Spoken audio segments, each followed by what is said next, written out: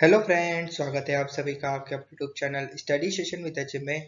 तो फ्रेंड्स, आपका स्वागत करता हूं आज की इस लेटेस्ट लाइव क्लास में। तो दोस्तों, जैसा कि आपको पता है, पिछले 4 दिनों से अपनी रोज 6 बजे लाइव क्लास आ रही है। Chapter number first, second, third और फोर्थ हमने कंप्लीट कर रखा है। इसी प्रकार से हम आगामी जो अध्याय हैं उनको भी कंप्लीट करेंगे, लेकिन आपका साथ चाहिए और रोज आपकी उपस्थिति चाहिए, अटेंडेंस चाहिए। ठीक है, रोज 6 बजे आपको लाइव क्लास आती है, उसको अटेंड करना है। और आज अपन चैप्टर नंबर 5 को स्टार्ट करेंगे, लेकिन उससे पहले यदि किसी भी बच्चे ने अभी तक भी कोई लाइव क्लास अटेंड नहीं करी है चैप्टर नंबर फर्स्ट से, तो उसके लिए खुशखबरी की बात है। कल की वीडियो में भी मैंने बताया था, जब चैप्टर नंबर 4 आपका अनाउंस करा था, उस समय भी ये मैंने इंपॉर्टेंट न्यूज बताई थी। अभी भी बता देता हूँ कि यदि अभी तक भी किसी बच्चे ने लाइव क्लास अटेंड नहीं करी है तो कोई बात नहीं, अपन कल एक महा क्लास आएगी ना। क्लास का नाम क्या होगा? महा क्लास। महा क्लास में क्या होगा? अभी तक अपन ने जितने भी चैप्टर्स करे हैं, ठीक है, chapter number first, second, third, fourth, fifth, आज फिफ्थ कंप्लीट हो जाएगा। तो अपन ने 5 चैप्टर अभी कंप्लीट कर लेंगे। तो उस महा क्लास में जो कल आने वाली महा क्लास है, वो भी, उसका टाइम भी 6 बजे ही रहेगा। तो उस महा क्लास में अपन क्या डिस्कस करेंगे? पूरे जितने भी अभी अपन ने chapter number first, second, third, fourth, fifth में जितने भी एमसीक्यू देखे हैं, जितने भी इंपॉर्टेंट क्वेश्चन देखे हैं, जितना भी आपका ऑनलाइन टेस्ट हुआ है, उस महा क्लास में पूरा समग्र रूप से चैप्टर नंबर फर्स्ट से लेकर चैप्टर नंबर 5 तक पूरा का पूरा एमसीक्यू इंपॉर्टेंट क्वेश्चन आपके सामने रखे जाएंगे। और एक महा आपका ऑनलाइन टेस्ट होने वाला है, ठीक है, जो कि आपके 1 घंटे तक चलने वाला है। तो ध्यान रखना, आराम से 1 घंटे की क्लास होगी कल लाइव, तो जरूर आना। बहुत इंपॉर्टेंट क्लास होगी वो। और क्लास का नाम क्या होगा? महा क्लास। कितने बजे होगी? 6 बजे होगी, ठीक है, विथ स्टडी सेशन चैनल पर, ठीक है। तो ध्यान देना। तो आज कल लाइव क्लास को प्रारंभ करते हैं। जितने लोग जुड़ चुके हैं, अच्छी बात है, और आगे भी आपको जुड़ना है। तो आज अपन क्या स्टार्ट करने वाले हैं? RBSC class 10th social science, अध्याय नंबर 5, ठीक है। आरबीएससी क्लास 10th अध्याय नंबर 5, सोशल साइंस, ठीक है। इस चैप्टर का नेम क्या है? अध्याय का नाम क्या है? लोकतंत्र, ठीक है। बहुत से बच्चों के लिए लोकतंत्र बहुत कठिन लगता है ये चैप्टर, ठीक है। तो लोकतंत्र में से क्या होता है, बीच में से प्रश्न पूछे जाते हैं। इस बार का यदि आप मॉडल पेपर उठा के देखेंगे तो आपको वो पता लगेगा कि लोकतंत्र में से यदि बहुचयनात्मक प्रश्न पूछा जाता है तो बच्चों के लिए बहुत बड़ी समस्या उत्पन्न हो जाती है, क्योंकि लोकतंत्र एक ऐसा चैप्टर है, जैसे चैप्टर नंबर 4 था तथ्यों पर आधारित चैप्टर, उसी प्रकार से लोकतंत्र केंद्र सरकार और राज्य सरकारी तथ्य पर आधारित है। इनको आप मतलब अपने मन से नहीं लिख सकते, तथ्यों के आधार पर ही आप इनका विश्लेषण इनको लिख सकते हैं। तो ध्यान देना, लोकतंत्र भी एक ऐसा ही चैप्टर है। तो लोकतंत्र के बेहद इंपॉर्टेंट प्रश्नों का आज अपन संग्रह देखेंगे, उनका संश्लेषण करेंगे, ठीक है, ताकि अपने बोर्ड एग्जाम में अपनी तैयारी अच्छी हो, तो बोर्ड एग्जाम में अपने मार्क्स भी अच्छे आए, ठीक है। तो लोकतंत्र में अपन किस पर डिस्कस करेंगे? बहुचयनात्मक प्रश्नों पर, ठीक है। तो चलिए, पहला क्वेश्चन आपको देता हूं, सॉल्व करके बताना। पहला क्वेश्चन है, ग्रीक भाषा के शब्द डेमोस का अर्थ है। पूछा गया है, ग्रीक भाषा के शब्द डेमोस का अर्थ है। ऑप्शन है आपके पास, पहला भीड़, दूसरा जनता, तीसरा शासन और चौथा मूल्य। फटाफट से देना है आपको आंसर, कमेंट बॉक्स में लिखिए। ग्रीक भाषा के शब्द डेमोस का अर्थ है भीड़, जनता, शासन, मूल्य। चलिए, अब तक आपने दे दिया होगा आंसर। तो ग्रीक भाषा के शब्द डेमोस का क्या अर्थ है? सब बताएंगे एक बार। भीड़, है ना। डेमोस का अर्थ क्या होता है? भीड़ होता है, ठीक है। अब बहुत से लोग जो है ना, वो जो स्मार्ट जो लोग होते हैं, वो बताऊं क्या कर कर आएंगे? ग्रीक भाषा के शब्द डेमोस का अर्थ होता है जनता। क्या कर कर आएंगे? जनता। क्योंकि बुक में भी इसी प्रकार से लिख रखा है कि जनता है, लेकिन जो ग्रीक भाषा के मूल जो शब्द है, मूल शब्द क्या है? डेमोस। और मूल शब्द का जो मूल अर्थ है वो क्या होगा? जनता नहीं होगा। ये तो जनता जो है वो तो परिमार्जित अर्थ है, लेकिन जो मूल अर्थ है वो है भीड़। तो ध्यान देना, ग्रीक भाषा के शब्द डेमोस का जो मूल अर्थ है वो क्या है? भीड़ है, ठीक है। अर्थ के आगे मूल भी आएगा, तो मैंने यहाँ लिखा नहीं है, मेंशन नहीं करा है, तो अर्थ जो है उसके आगे आप मूल लिखना। तो मूल जो अर्थ है वो क्या है, भीड़ है। क्लियर हुआ? चलिए फिर आगे वाले प्रश्न पर चलिए।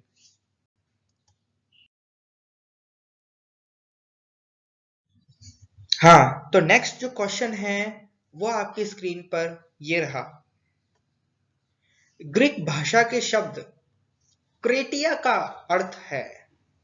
ग्रीक भाषा के शब्द क्रेटिया का अर्थ है। अब आपसे क्रेटिया का अर्थ पूछ लिया गया है। देखिए, डेमोक्रेसी है ना, डेमोक्रेसी जो शब्द है ये बना कैसे, ये दो शब्दों से मिलकर बना है। ग्रीक भाषा के दो शब्दों से मिलकर बना है। पहला डेमोस और दूसरा क्रेटिया। तो डेमोस का अर्थ तो हमारे को पता चल गया कि डेमोस मतलब क्या होता है। डेमोस का मतलब क्या होता है, भीड़। क्रेटिया का मतलब क्या होता है? सर ऑप्शन तो तभी तो बताएंगे। हाँ लो भैया, ऑप्शन लो आप। ऑप्शन है आपके पास भीड़, शक्ति, जनता, शासन। भीड़, शक्ति, जनता, शासन। तो ग्रीक भाषा के शब्द क्रेटिया का अर्थ क्या है, बताएंगे फटाफट सबके सब बच्चे जितने भी लाइव क्लास में जुड़े हुए हैं। बहुत बढ़िया, चलिए उत्तर है इसका शक्ति।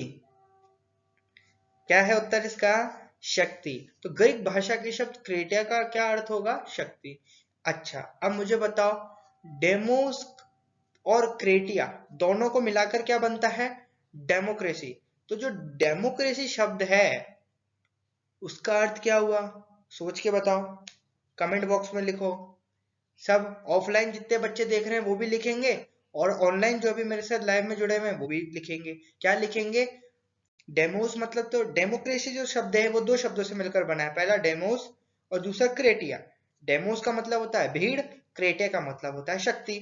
तो अब मुझे आप बच्चे बताएंगे कि डेमोक्रेसी का मतलब क्या होता है, कमेंट बॉक्स में लिखना। जिसने भी इस क्वेश्चन का उत्तर देगा, जो भी बच्चा, उसको मैं हार्ट दूंगा, ठीक है। चलिए नेक्स्ट क्वेश्चन पे बढ़ते हैं। नेक्स्ट जो क्वेश्चन है वो आपकी स्क्रीन पर है। लोकतंत्र एक ऐसा शब्द है जिसके अनेक अर्थ हैं और इसके साथ भावनात्मक अर्थ भी जुड़ा है, यह कथन है। अच्छा, अपोस्ट्रोफी जो कॉमास लगे हुए हैं उसके अंदर अंतर्गत एक कथन दे रखा है आपको। कथन इस प्रकार है कि लोकतंत्र एक ऐसा शब्द है जिसके अनेक अर्थ है, जिसके बहुत से अर्थ हैं, और इसके साथ भावात्मक या भावनात्मक यानी इमोशनल अर्थ भी जुड़ा है। तो ये कथन किसने कहा? हमने बहुत सारे वैज्ञानिकों यानी दार्शनिकों, राजनीतिज्ञों के कथन सुने हैं, तो हमें बताइए कि ये जो कथन है ये किसने बोला था। तो ऑप्शन है आपके पास, पहला अब्राहम लिंकन, दूसरा डाइजी, तीसरा बर्न्स का, या फिर चौथा इनमें से कोई भी नहीं। ठीक है, तो डाइजी, अब्राहम लिंकन, बर्न्स, इन सब में से किसने कहा था, या इनमें से किसी ने नहीं कहा था कि लोकतंत्र एक ऐसा शब्द है जिसके अनेक अर्थ हैं और इसके साथ भावनात्मक अर्थ भी जुड़ा है। तो उत्तर दीजिए सबके सब लोग, सबके सब बच्चे। और इसमें से बताना 10 प्रश्नों में से आपके कितने प्रश्न सही गए, ठीक है। कमेंट बॉक्स में लिखकर बताना कि सर मेरे 10 में से इतने प्रश्न सही गए हैं, तो मैं देखूंगा कि किस किस बच्चे की कैसी कैसी तैयारी चल रही है। क्लियर है? चलिए अब इसका आंसर जान लेते हैं। तो इसका आंसर होगा बर्न्स, है ना। तो बर्न्स ने लिखा था कि लोकतंत्र एक ऐसा शब्द है जिसके बहुत सारे अर्थ है, और इसका जो अर्थ है वो कैसे जुड़ा हुआ है? भावनाओं से जुड़ा हुआ है। ऐसा किसने कहा था? बर्न्स ने कहा था। किसने कहा था? बर्न्स ने कहा था। कमेंट बॉक्स में लिखना है, कमेंट बॉक्स में, ठीक है। चलिए नेक्स्ट क्वेश्चन पे बढ़ते हैं। क्वेश्चन है वो है आपकी स्क्रीन पर, निम्न में से किस विद्वान ने लोकतंत्र को सर्वश्रेष्ठ शासन माना है? बहुत ही बढ़िया क्वेश्चन है, एग्जाम पॉइंट ऑफ व्यू से बेहद इंपॉर्टेंट क्वेश्चन है। निम्न में से किस विद्वान ने लोकतंत्र को सर्वश्रेष्ठ शासन माना है? ऑप्शंस आपके समक्ष हैं, डाइजी, लोवेल, बर्क और फेडरिक। डाइजी, लोवेल, बर्क और फेडरिक में से चुनना है कि कौन विद्वान मानता है कि लोकतंत्र एक सर्वश्रेष्ठ शासन है। फटाफट लिखेंगे, कमेंट बॉक्स में इसका उत्तर देंगे। लाइव चैट, लाइव हैं तो लाइव चैट में देंगे। क्लियर है? चलिए बहुत बढ़िया, बहुत बढ़िया। तो इसका उत्तर क्या होगा? बर्क। बर्क ने क्या कहा था कि जो लोकतंत्र है वो एक सर्वश्रेष्ठ शासन है। ठीक है, बर्क ने कहा था कि लोकतंत्र जो है वो एक सर्वश्रेष्ठ शासन है। क्लियर है क्या बच्चों? चलिए आगे बढ़े नेक्स्ट क्वेश्चन पर। क्वेश्चन नंबर 5 पे आगे बढ़ते हैं। क्वेश्चन नंबर 5 जो है वो आपकी स्क्रीन पर ये रहा। जनता के हित में निर्णय मुख्यतः किस सरकार द्वारा लिया जाता है? जनता के हित में निर्णय मुख्यतः किस सरकार द्वारा लिया जाता है? ऑप्शंस हैं आपके पास। पहला, तानाशाही सरकार द्वारा, लोकतांत्रिक सरकार द्वारा, राजतंत्रीय सरकार द्वारा, या इनमें से कोई नहीं। तो पहले तो क्वेश्चन को समझना है। ठीक है, अब अभी अध्याय नंबर 5 चल रहा है, इसका मतलब ये नहीं कि ऑप्शन में जो लोकतांत्रिक सरकार दे रखी है इसको टेप के आ जाओ, है ना। इसका मतलब ये नहीं है कि लोकतंत्र चल रहा है तो लोकतंत्र के नाम से संबंधित जितने भी हमारे पास ऑप्शन है उसमें से ही चुनेंगे। नहीं, यदि यही क्वेश्चन यदि एग्जाम में आ गया तो आप ये अनुमान लगाने के काबिल नहीं रहेंगे कि ये चैप्टर नंबर 5 का, ये चैप्टर नंबर 6 का है। वहां घबराहट होती है। इसलिए बोलते हैं कि एग्जाम देने से पूर्व हमारे को शांत रहना चाहिए, धैर्य रखना चाहिए, पूरे एक बार पेपर को पढ़ना चाहिए ऊपर से लेकर लास्ट तक। ठीक है, तो ध्यान से पढ़ो प्रश्न को। क्या है? जनता के हित में निर्णय मुख्यतः किस सरकार द्वारा लिया जाता है? यानी जनता के हित में, यानी जनता जो चाहती है उसको केंद्र मानकर जो निर्णय होता है वो लिया जाता है। तो वो जो निर्णय है, सरकार बहुत सारी होती है, तानाशाह सरकार भी होती है, राजतंत्रीय सरकार भी होती है, साम्यवादी सरकार भी होती है, लोकतांत्रिक सरकार भी होती है। तो भैया कौन सी सरकार द्वारा जनता के हित में निर्णय लिया जाता है? तो इसका सीधा सीधा उत्तर हो जाएगा, अभी तक तो बच्चों ने लिख भी दिया होगा और जान भी गए होंगे। तो इसका सही उत्तर क्या है? लोकतांत्रिक सरकार। क्योंकि अब्राहम लिंकन कहते हैं, अब्राहम लिंकन कौन है? अमेरिका के 16वें प्रेसिडेंट यानी राष्ट्रपति थे। कौन? Abraham Lincoln. कौन से नंबर के? 16वें नंबर के। तो ध्यान रखना, अब्राहम लिंकन कहते हैं जनता का, जनता के लिए और जनता द्वारा जो शासन है वही क्या कहलाता है? लोकतंत्र कहलाता है। तो जनता का, जनता के लिए, जनता द्वारा, तो एक वर्ड बहुत कॉमन कॉमन आ रहा है मेरे पास, जनता जनता जनता। तो जहां जनता आ जाती है वहां लोकतंत्र आ जाता है, ध्यान रखना। ठीक है, तो इसका सही उत्तर क्या हो जाएगा? लोकतांत्रिक सरकार। क्लियर होना चाहिए सबको। आगे बढ़ें क्या? चलिए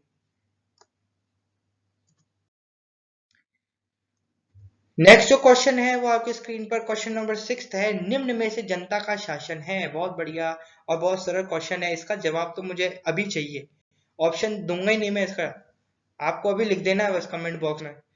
जैसे देखो इसका निम्न में से जनता का शासन है, मैं ऑप्शन ही नहीं दूंगा, लिख दो फटाफट से। क्या है जनता का शासन? क्या है? लिखा? चलिए लिख दिया होगा। कमेंट। अब ऑप्शन है इसके, राजतंत्र, तानाशाही, लोकतंत्र और इनमें से कोई भी नहीं। तो सबको, सबने पढ़ा है ये चैप्टर और सबको पता है इसका सही उत्तर क्या हो जाएगा? लोकतंत्र। क्लियर है क्या? चलिए आगे बढ़ते हैं क्वेश्चन नंबर 7 पर। तो क्वेश्चन नंबर 7 है, लोकतंत्र की सफलता के लिए आवश्यक है। मैंने आपको बताया था लोकतंत्र की सफलता के लिए कुछ आवश्यक शर्तें हैं। यानी जैसे कोई देश है और उसमें लोकतंत्र की जो सरकार है, जो लोकतंत्र का जो तरीका है, प्रक्रिया, प्रोसेस है, उसको यदि हमारे को लगाना है तो उस देश में क्या क्या होना चाहिए? उस देश की जो शिक्षित व्यवस्था है, शिक्षा व्यवस्था है, वो सही होनी चाहिए। वो जो राष्ट्र है, वो जो राष्ट्र है उसकी सीमाओं पर जो रक्षा रक्षा जो परिप्रेक्ष्य है वो भी अच्छा होना चाहिए।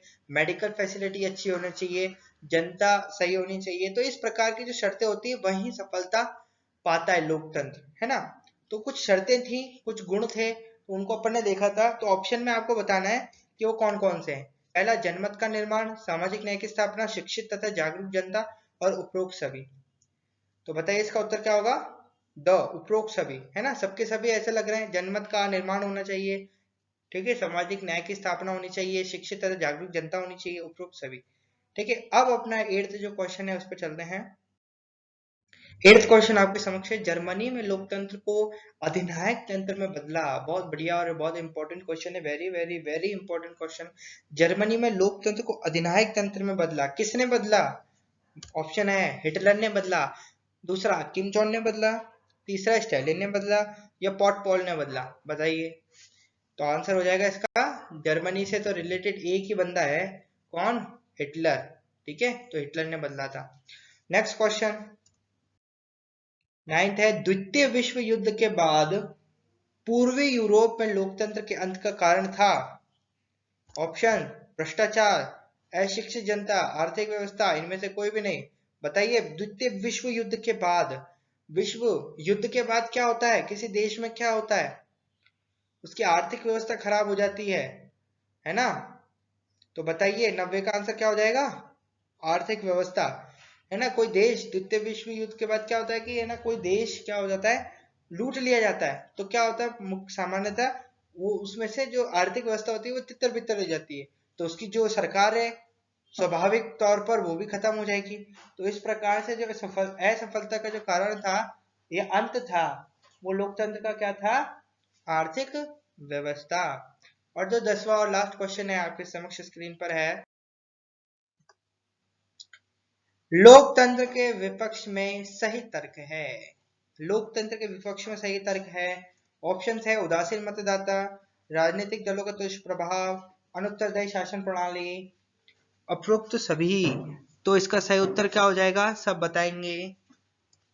द उपरोक्त सभी। तो लोकतंत्र के विपक्ष में ये सभी तर्क सही हैं कि उदासीन मतदाता है ना, राजनीतिक दलों का दुष्प्रभाव है, अनुत्तरदायी शासन प्रणाली है। तो इस प्रकार है। तो आज का सेशन खत्म करते हैं, और कल का सेशन लेने के लिए मैं आपको बार बार कह रहा हूँ, महा क्लास है, जिसने ली ली वो चाहे कुछ भी हो, लेकिन बहुत इंपॉर्टेंट क्लास होने वाली है। अभी तक जितने भी अपन ने क्वेश्चन डिस्कस करे हैं उसको अपन क्या करेंगे, वापस से रिवाइज करेंगे ताकि याद हो जाए। और क्लास का समय रहेगा 6 बजे। ठीक है, चलिए फिर विदा लेते हैं, अगली क्लास में मिलेंगे। Thank you and God bless you.